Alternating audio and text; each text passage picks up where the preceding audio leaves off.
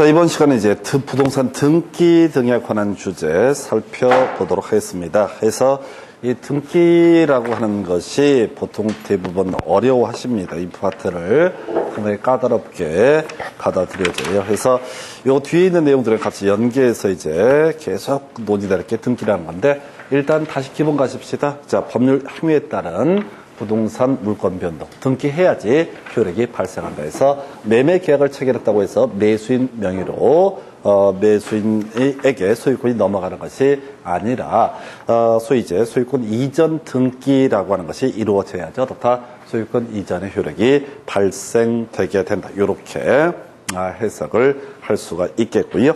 그 다음에 지금 이제 저당권 설정 계약 체결에도 저당권 설정 등기까지 있어야지 저당권 설정의 효력, 저당권으로서 효력이 발생되게 된다. 이런 것들 있었죠. 그래서 이 얘기는 이제 그 얘기를 중심으로 법률 행위에 따른 부동산 물권 변동에서 등기라고 하는 거, 여러분 교재에 78페이지 등을 보시게 되면은 그런 게 나와 있어요.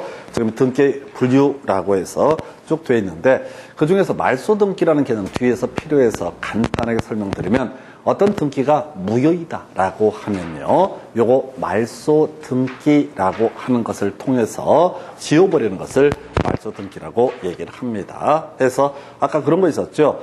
지상권을 포기를 한다라고 했을 때 지상권 포기 효력이 발생하려면 지상권 말소 등기를 해야지 지상권 소멸의 효력이 발생한다. 이런 식의 설명들을 드렸었고, 또 우리가 이제 저당권 같은 거에 있어서 피담보 채권을 소멸했다, 즉 빚을 다 갚았다라고 하면 저당권 등기는 무효인 등기가 될 것이고, 이 무효인 등기는 지우지 않아도 되긴 하는데 그걸 지우는 것을 이름하여 말소 등기라고 논하게 됩니다. 그 다음에 이제 여러분 교재 79페이지 가시면은 효력에 따른 분류에서 본등기하고 가등기라고 하는 것이 있게 돼요. 요거 조금 설명을 드릴게요. 그래서 요 자세한 내용은 나중에 등기법에서 자세히 공부를 하게 되는데, 자, 등기라는 게 본등기와 그리고 가등기로 구분할 수 있다. 그래서 우리가 일반적으로 등기라고 하게 되면 본등기를 의미하게 됩니다. 따로 얘기 안 하면 다 본등기를 의미하게 될 것이고요.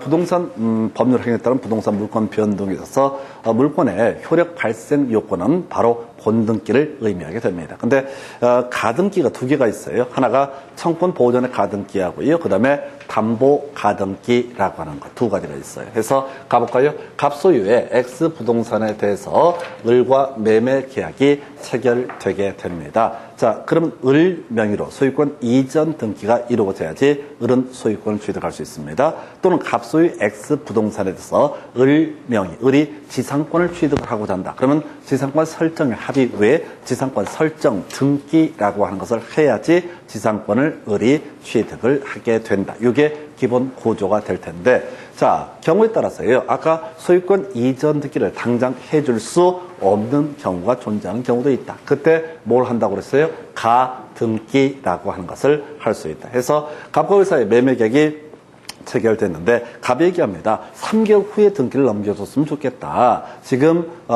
등기를 넘겨주게 되면 내가 자 1세대 1주택 비과세 혜택을 받지 못하고 양도소득세를 많이 내야 되니까 3개월 후에 등기를 해줄게. 근데 을은 갑을 믿을 수가 없는 것이죠. 그러면 을은 갑에 대해서 그럼 가등기라도 해다오라고 이렇게 얘기할 수 있습니다. 그래서 이 X 부동산의 을 명의의 소유권 이전 청구권 보전을 위한 가등기라는 것을 해 놓을 수가 있습니다. 그러면 가등기를 해놓은 상태에서 나중에 3개월 지나서 을은 갑에 대해서 본등기를 청구를 하게 됩니다. 을이 협조를 안 하더라도요, 법원의 판결문에 근거해서 을이 단독으로 뭘 할 수 있다? 소유권 이전 등기를 할 수가 있다. 소유권 이전 등기를 할 수 있고, 을명의 소유권 이전 등기가 이루어지게 되면 을은 이 부동산의 소유권을 취득을 하게 된다. 이렇게 이제 그림을 자박하는 거예요. 그런데 그 사이에 갑에서 병으로의 소유권 이전 등기가 이루어졌으면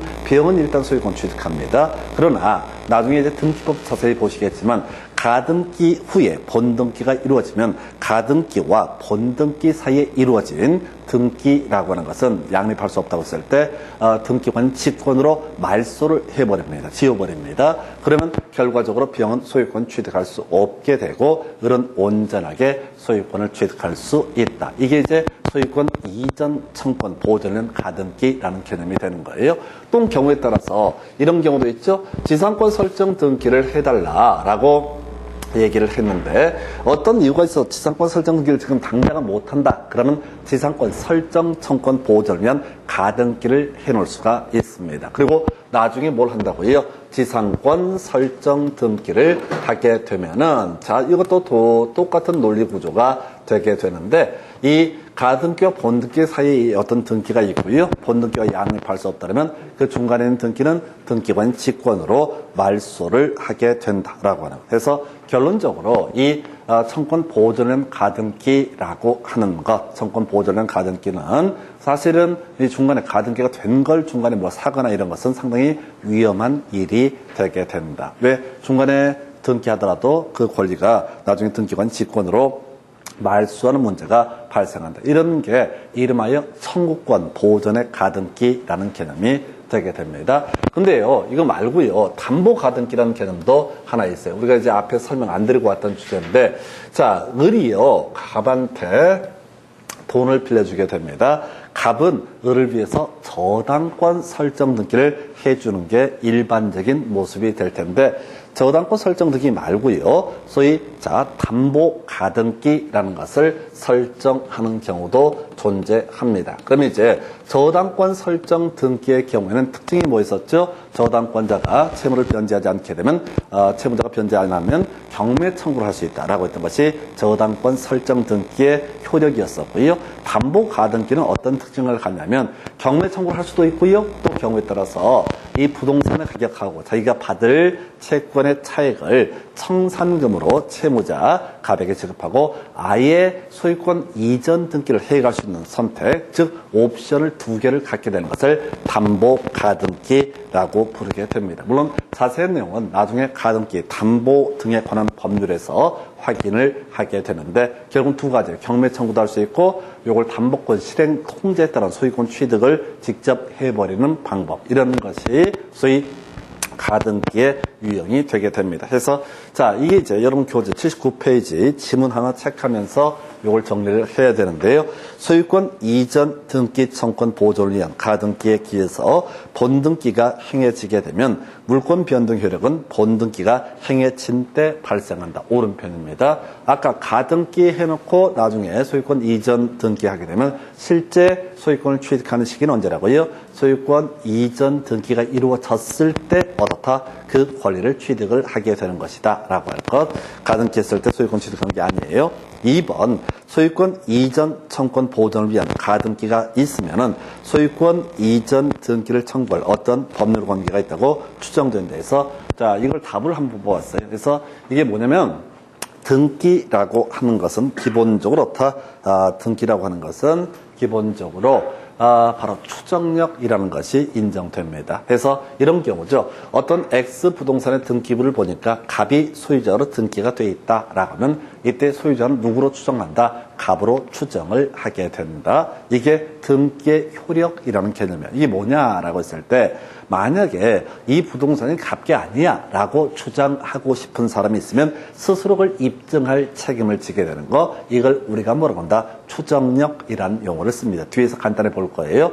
이 추정력이라고 하는 이 개념, 추정력이라고 하는 이 개념은 바로 이 등기된 내용과 다른 내용을 주장하는 사람이 어떻다? 입증할 책임을 지게 되는 것을 추정력이라고 얘기를 합니다. 그래서 잠깐만 제가 잠시만 이어서 갈게요. 자, 계속해서 이제 가등기 얘기하다가 좀 끊었었고요. 다시 우리가 이제 등기라고 하는 것은 추정력이라고 하는 것이 인정되게 됩니다. 그래서 등기된 사람의 진정한 권리자일 것이다 라고 하는 것, 이 추정력이 갖는 의미는 그것에 반대되는 주장을 하는 사람이 입증할 책임을 지게 되는 거, 이걸 우리가 추정력인데, 추정력은요 어디에서만 본등기만 기준으로 인정이 되고요, 가등기에서는 어떻다? 그 추정력이라는 것이 인정되지 않는다. 사실은 이제 여기가 민법 챕터에서 구성할 때 가등기기는 아까 설명드렸던 내용들은 상식의 문제이고 직접 시험에 구성이 되지 않고요. 시험 문제만 가지고 적용하게 되면 가등기는 추정력이 인정되지 않는다. 그 얘기고요. 3번 질문, 가등기가 담보 가등기인지 성권 보호전의 가등기인지 여부는 등기부상 표시가 아니라 실제 권리 관계를 가지고 판단한다. 해서 차용금 채권을 전제로 했다라고 되면은 그때는 담보 가등기입니다. 돈 빌리고서 설정해 주는 게 담보 가등기. 그 다음에 아까 소유권 이전 청권 또는 지상권 설정 청권 보호전련 가등기라는 것은 매매 계약 등이 전제가 됐을 때, 또 지상권 설정되기 전제가 됐을 때 바로 청권 보호전련 가등기라는 개념이 이슈가 되게 됩니다. 그래서 이렇게 논의를 해보겠고요. 자, 그 다음에 이제 본론 들어가서 우리가 검토할 것이 80페이지부터인가요? 해서 보게 되면은 부동산 등기의 유효요건이라고 하는 것이 있습니다. 그래서 등기부라고 하는 건요. 첫 번째 페이지에 부동산이라는 것이 표시가 되게 됩니다. 부동산의 표시가 있게 될 것이고요. 그리고 두 번째 이슈가 되게 되는 거, 이런 게 있어요. 바로 등기 명의인이 표시가 되게 됩니다. 세 번째는요, 등기부에는 물권 행위 혹은 법률 행위라는 것이 표시가 되게 됩니다. 그러면 이제 등기부를 딱 띄워보잖아요. 그럼 이제 몇 번지 토지이다라고 하는 거 사실관계가 공시가 됩니다. 이걸 나중에 표제부의 등기 또는 사실의 등기라는 표현을 쓰게 됩니다. 그리고 등기부에서는 제일 중요한 게 권리의 공시잖아요. 그래서 권리자가 누구다라는 것이 공시가 되게 됩니다. 그리고 세 번째, 우리 민법들이 거의 통정의 표시, 통정의 표시 기억이 날려나 모르겠다 해서 우리 앞에서 했던 것 중에 이런 거 은닉행위라는 개념이 있었죠. 갑이라는 사람이 X 부동산을 소유하고 있는데 을한테 지금 원래는 증여를 했던 사안입니다. 증여를 했었는데 형식적으로 매매를 원인으로 소유권 이전 등기를 했다라고 한번 전제를 해보겠습니다. 그럼 우리가 그걸 은닉행위라고 해서 증여는 유효하고 매매는 무효라고 했던 거. 왜? 지금 매매가 없는데 매매를 원인으로 한 소유권 이전 등기, 매매 부분은 어떻다? 무효. 그런데 증여가 숨겨져 있지만 그 증여가 유효하기 때문에 을은 종국적으로 그 부동산의 소유권을 취득을 하게 된다. 이런 얘기 해서 바로 등기부에는 법률 행위가 표시가 되고 등기 명의인이 표시가 되고 부동산이 표시가 되게 된다. 이렇게 세 가지예요. 그래서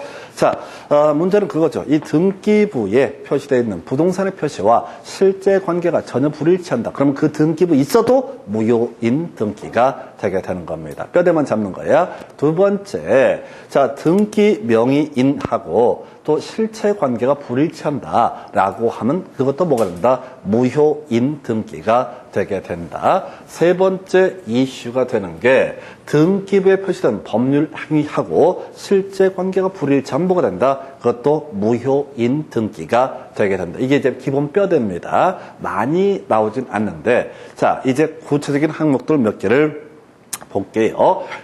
A라는 토지를 매수한 후에 지금 B라는 토지에 대한 소유권 이전 등기가 이루어졌다. 그럼 이제 B라는 토지에 관한 등기는 뭐가 된다? 무효가 되게 된다라고 하는 거. 이게 이제 어디서 비슷한 개념을 공부하시면 사고에 따른 의사 표시할 때 의사의 합치와 무관하게 쓸데없는 등기가 넘어갔다. 그 등기는 뭐가 된다? 무효인 등기가 되게 된다. 이렇게 갑니다. 그래서 이런 게 있었고, 근데 이제 특이했던 것 중에 하나가 시험 지문에 나와도 답은 안 돼요.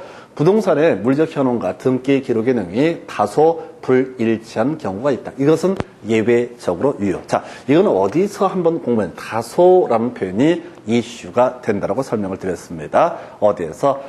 바로 사기 강박에 따른 의사 표시할 때 그런 말씀을 드렸어요. 사기가 무엇이냐라고 하고 기망행위가 뭐냐라고 했을 때 다소 과장된 상품의 선정 광고 이런 것은 기망행위가 아니다. 그리고 좀 특이했던 것이 교환 계약에 있어서 시가의 묵비나 허위 고지라고 하는 것. 이것도 어떻다? 기망행위가 아니다. 이런 식으로 설명을 드렸던 바가 있습니다. 그래서 기망행위 관련해서 똑같은 논리 구조야.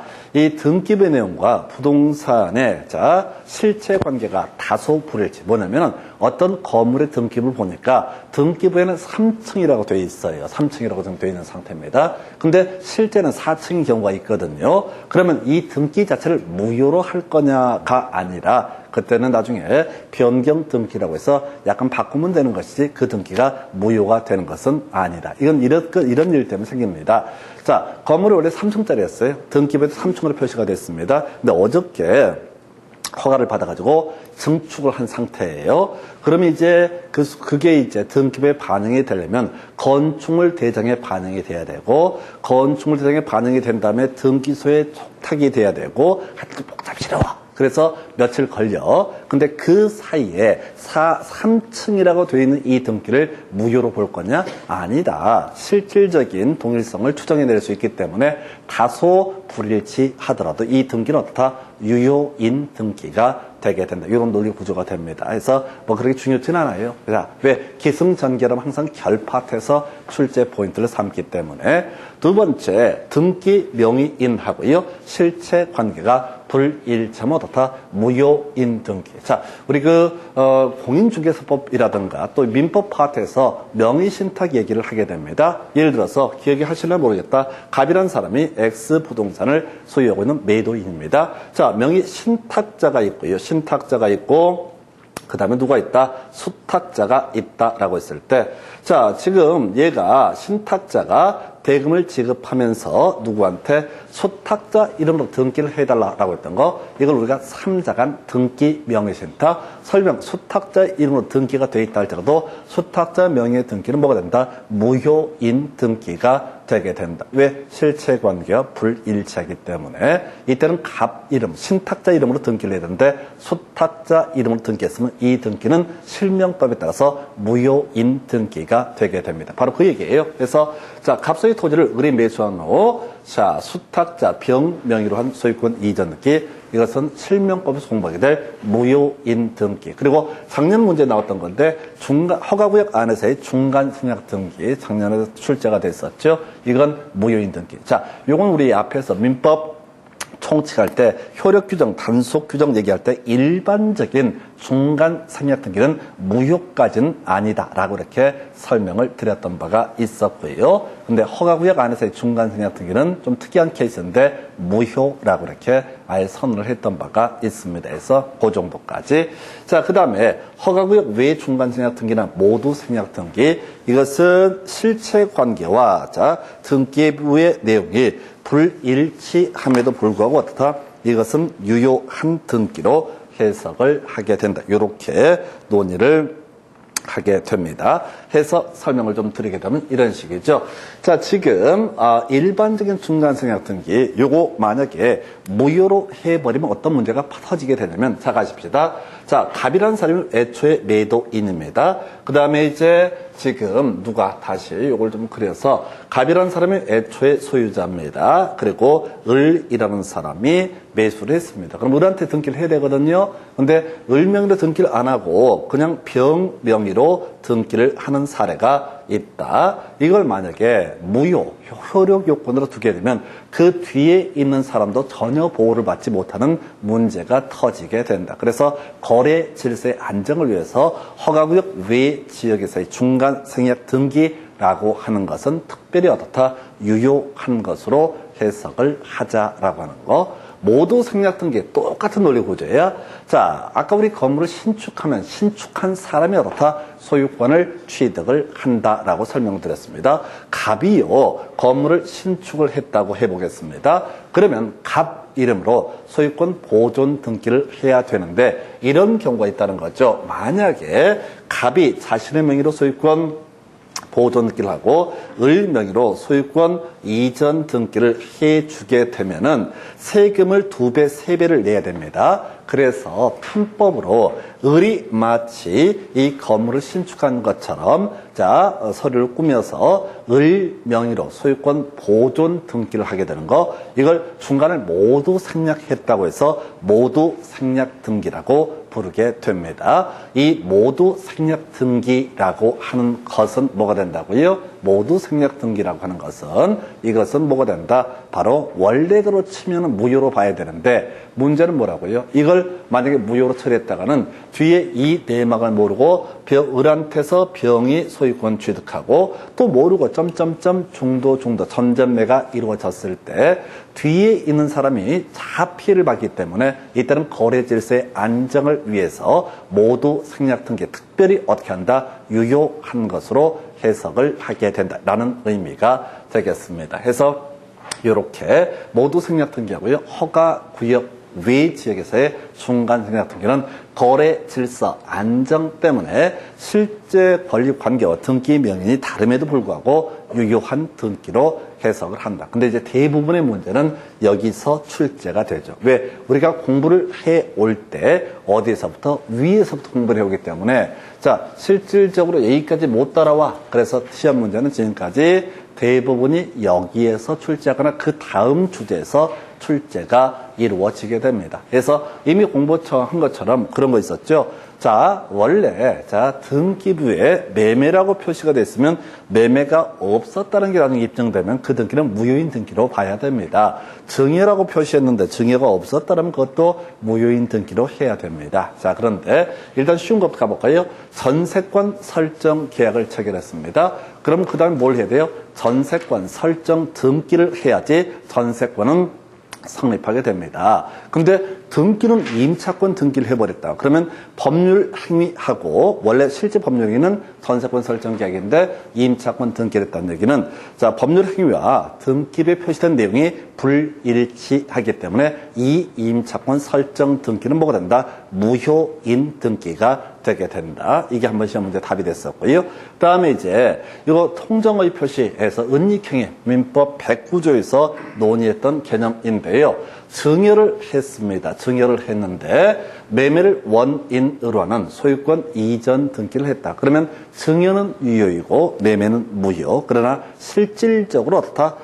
바로 이 등기 명인이 소유권을 가지고 있기 때문에 이 등기는 은닉행위라고 해서 유효한 등기로 해석을 한다라고 해서 이렇게 자 살펴보셔서 바로 지문 가지고 살을 붙여볼게요. 근데 이거 미리 마음의 준비를 하셔야 되는 것이 앞쪽에 부동산의 표시와 실체 관계가 불일치했을 때 원칙 무효, 예외 유효. 그다음에 등기 명인하고 실체 관계가 불일치했을 때 원칙 무효, 예외 유효 이런 식으로 가는데 대부분 시험 문제 답은 어디에서 이거 법률 행위 파트를 가지고 구성을 하고 있다는 거, 선입관을 가지고 가셔야 돼. 그리고 그 다음 단계 무효인 등기 유효 이런 데서 시험 문제 출제 포인트를 삼게 됩니다. 해서 여러분 자료 80페이지 첫 번째 박스부터 가보겠습니다. 상당히 부담스러운 지문들이고 수험생 입장에 어려워하시는 파트가 되겠습니다. 신축 건물의 보존 등기를 건물 완성 전에 하였더라도 그 후 그 건물이 곧 완성된 이상 그 등기를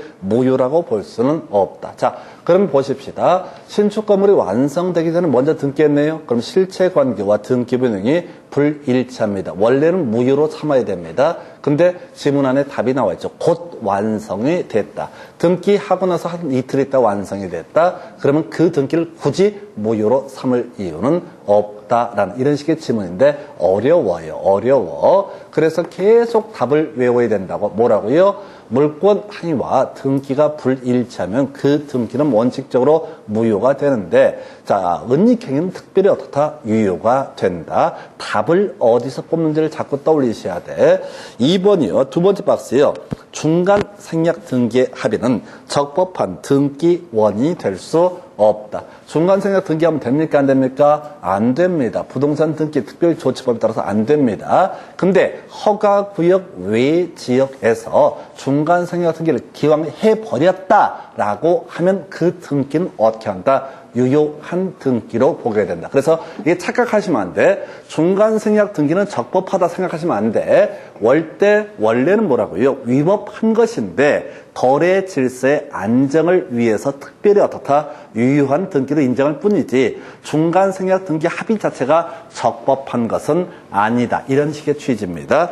두 번째, 매수한 토지를 인도받아 점유하고 있는 미등기 매수인으로부터 그 토지를 다시 매수한 사람은 특별한 사정이 없는 한 최초 매도인에 대해서 직접 자신에게로의 소유권 이전 등기를 청구할 수 있다라고 해서 가볼까요? 매수한 토지를 인도받아 점유하고 있는 미등기 매수인 다시 샀습니다. 현재 등기 명인 누굽니까? 최초 매도인에게 등기가 있는 상태입니다. 그러면 만약에 최초 매도인한테서 등기를 중간에 생략하고 뛰어넘게 되면은 그 등기를 뭐라고 한다? 중간 생략 등기라고 부르게 됩니다. 원래 중간 생략 등기는 적법한 등기 원인이 될 수는 없지만은 기왕에 중간 생략 등기가 이루어진 것 자체는 어떻다? 유효한 것으로 해석한다. 이런 식의 취지가 돼요. 상당히 까다로운 지문이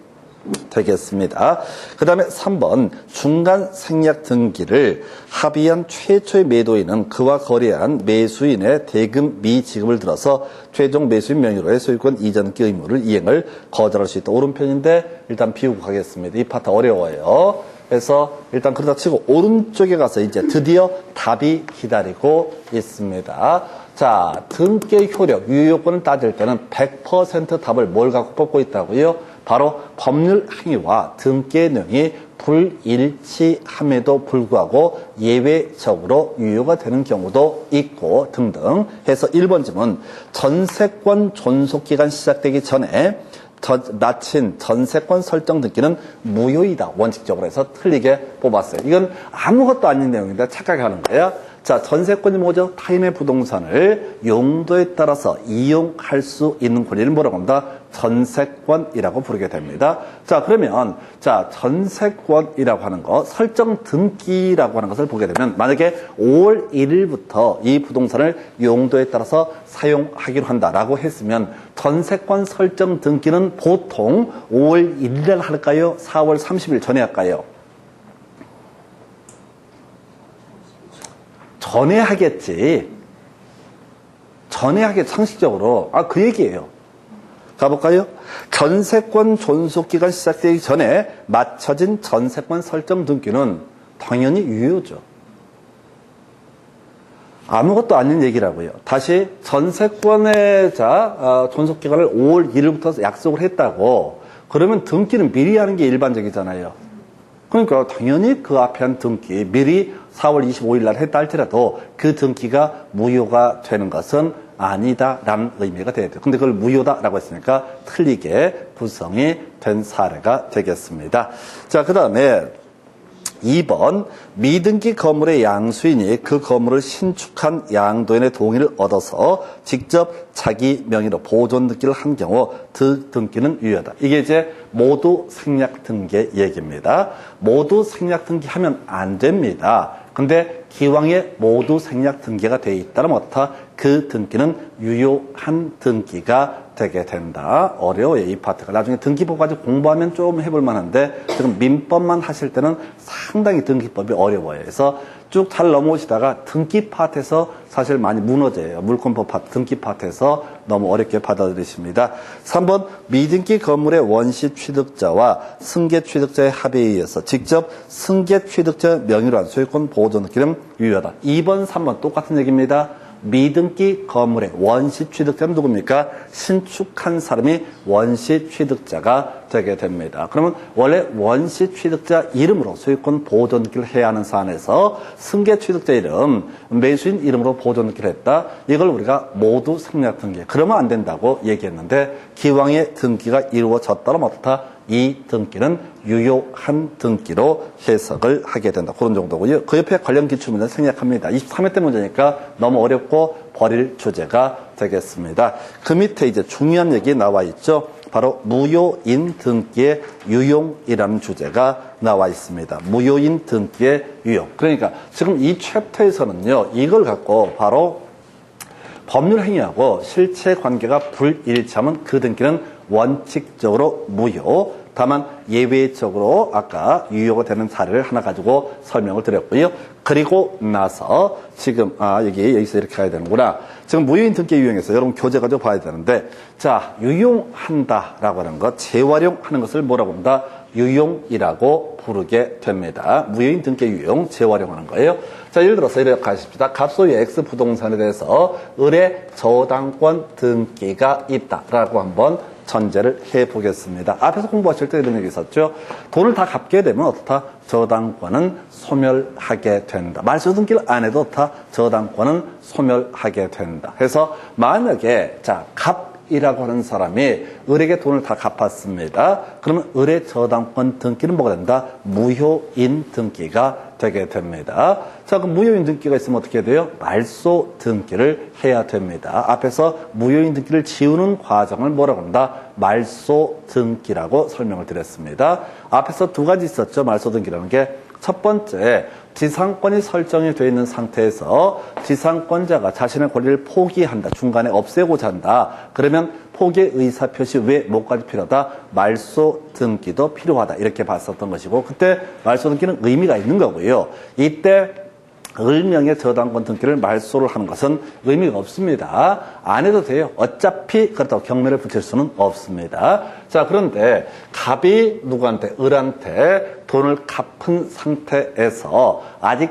을명의 저당권 등기를 말소 등기를 안 했습니다. 자, 그랬을 때 다시 갑이 병에게 이 부동산을 자, 담보로 해서 똑같은 돈을 예를 들어서 저당권을 설정을 하고 돈을 빌리고자 합니다. 그러면 이제 순서 등기만 생각하면은 을명의 저당권 등기를 뭘 하고 말소를 하고 거기다가 병명의 저당권 등기를 하면은 되는 문제입니다. 근데 그렇게 말소 등기하고 또 설정 등기라는 돈이 더 많이 들거든요. 그래서 요렇게 무효인 등기를 재활용하는 거, 요것은 어떻다? 가능하다라고 하는 거. 왜? 이것 때문에 피해를 받는 사람이 아무도 없기 때문에 이걸 우리가 이름하여 이해관계인이 없는 권리의 등기라고 하는 것은 어떻다? 재활용할 수가 있다라고 되어 있어요. 근데 이제 실제 시험에는 유용이 안 되는 케이스를 갖고 주로 출제가 되죠. 그래서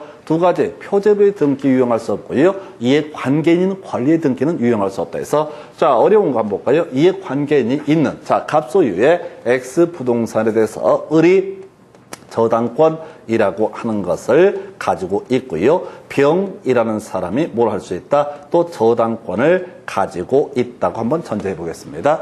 갑이 병한테 돈을 갚았습니다. 갑이 병한테 돈을 갚았습니다. 그러면 병의 저당권 등기는 뭐가 된다? 무효인 등기가 되게 됩니다. 자, 그런데 이 상황에서 자, 병한테 갚았는데 갑을 병정한테 똑같은 돈을 또 빌리고 저당권을 설정을 하고자 한다라고 한다면 이 무효인 등기를 어떻게 할 수 있다? 유용할 수 있다. 즉 병명의 무효인 등기를 누구 이름으로 자, 정명의의 저당권 이전 등기라는 형식을 통해서 재활용할 수 있다. 아까 설명드렸던 거야. 이거 해도 손해보는 사람이 없어요. 그런데 이런 경우가 아니라 만약에 갑이 을한테 돈을 갚았다고 하십시다. 그러면 을명의 등기는 뭐가 된다? 무효인 등기가 되게 됩니다. 을명의 저당권 등기는 뭐가 된다? 무효인 등기가 되게 됩니다. 자, 그래서 지금 이 그리고 얘한테 1억 갚았는데 똑같이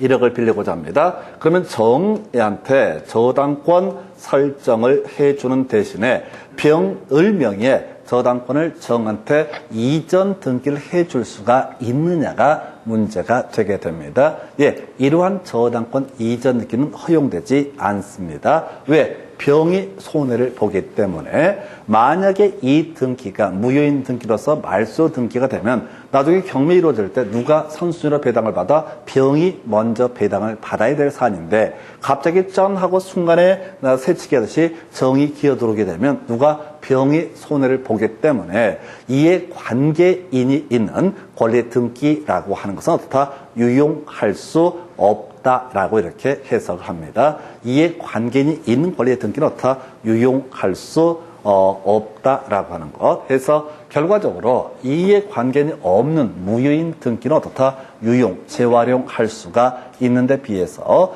이에 관계인이 다시 이해관계인이 없는 권리 등기는 유용할 수 있지만 이해관계인이 있는 권리 등기는 어떻다? 유용할 수 없다라고 하는 거예요. 이렇게 이제 한참 어렵게 설명을 드렸는데 실제 시험 문제 허를 찌르고요. 바로 표제부의 등기라고 하는 것은 어떻다? 유용할 수 없다 이렇게 치고 나와요. 표제부의 등기는 어떻다? 유용할 수 없다. 뭔 소리냐면 어떤 건물이 3층짜리 건물입니다. 근데 3층짜리 건물이 지진으로 인해서 홀라당 다 무너져 버렸어요. 그런 상태에서 이게 거기다 똑같은 건물을 그대로 지었다고 해서 기존의 등기부를 재활용할 수가 있느냐? 이것은 허용되지 않는다. 그래서 여러분 교재 몇 페이지? 바로 81페이지 보시게 되면 우리가 이해관계인이 있는 권리 등기와 이해관계인이 없는 권리 등기를 한참 설명을 드렸는데 실질적인 시험 문제는 뭘 갖고 낸다고요? 바로 표제부의 등기라고 하는 것은 어떻다? 유용할 수 없다 해서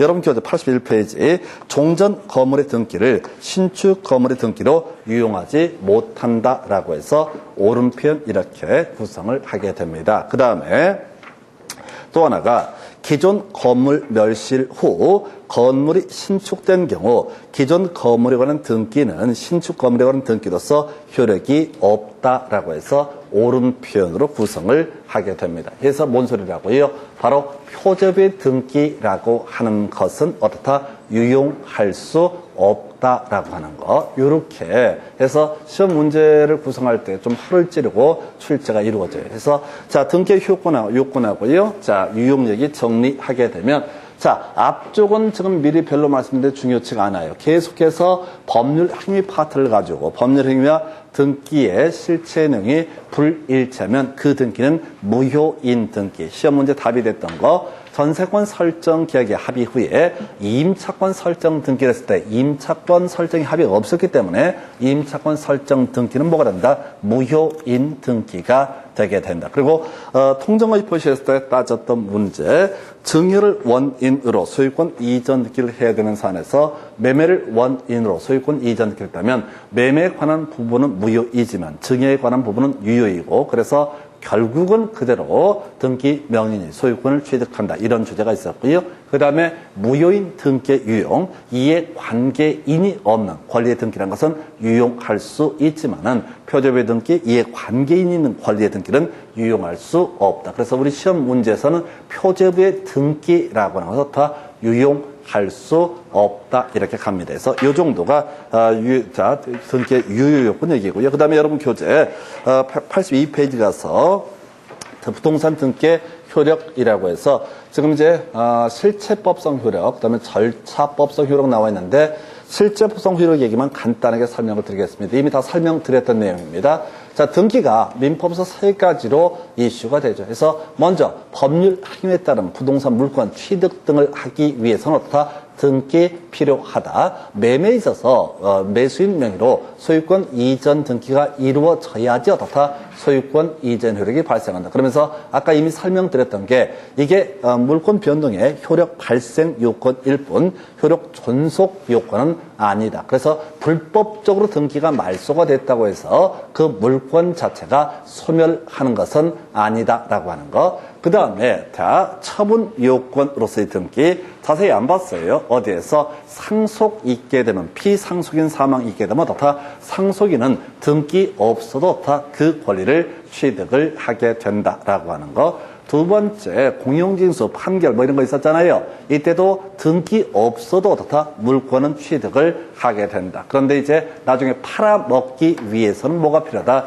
등기해야지 팔아먹을 수 있다. 이걸 우리가 민법 187조에서 법률 규정에 따른 부동산 물권 변동에서는 등기 안 해도 효력이 발생하지만은 나중에 처분을 하기 위해서는 뭐가 필요하다? 등기라고 하는 것이 필요하다. 이걸 우리가 처분 요건으로서의 등기라고 부릅니다. 하나만 더. 자, 대항 요건으로서의 등기, 바로 임차권 등기를 얘기합니다. 앞에서 전세권하고 임차권을 비교할 때 전세권이라고 하는 것은 등기해야지 어떻다? 전세권이라는 물권이 성립하게 된다. 근데 임차권은 등기를 안 해도 어떻다? 임차권이라는 권리는 생기게 된다. 다만 임차권만 가지고 등기 안 한 임차권을 가지고 있는 상태에서 소유자가 바뀌게 되면은 이때는 어떤 문제가 터진다고요? 바로 바뀐 소유자에게 임차권을 주장할 수 없다. 그래서 미리 임차권 등기를 해두게 되면 소유자가 바뀌었을 때도 어떻다? 임차권을 주장할 수 있다. 이걸 우리가 대한 요건으로서의 등기 이렇게 얘기합니다. 그래서 거기 절차법상 효력서 수정력이 나오는데 그건 나중에 좀 공부되신 다음에 논의할 주제. 여기까지가 등기 효력, 유효 요건까지 보시고 잠시 끊었다가 점유권 좀 보다가 마치겠습니다.